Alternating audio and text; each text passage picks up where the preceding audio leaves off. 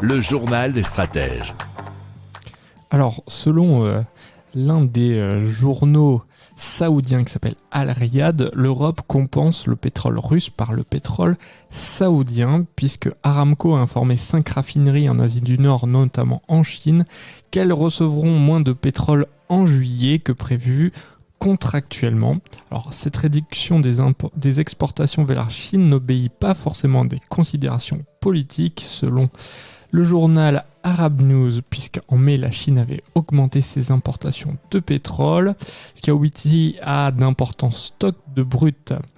Et les raffineries ont dû ajuster leur planification à long terme pour répondre à une demande en baisse en avril et en mai, en raison des confinements stricts dus au Covid, selon un article de courrierinternational.com. Alors, selon aussi plusieurs articles, notamment Middle East Online et Bloomberg, eh bien, il faut savoir que l'Europe tout entière a donc bien sûr fait appel au pétrole saoudien pour remédier aux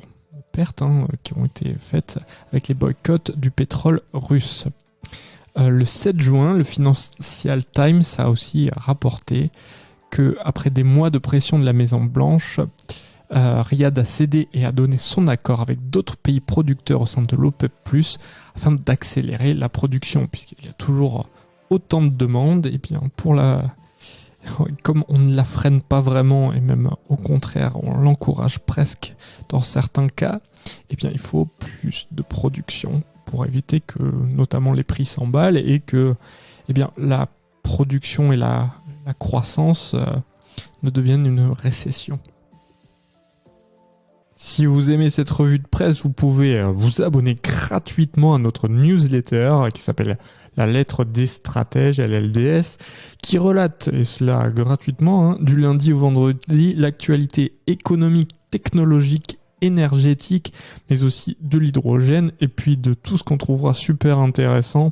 pour votre vie.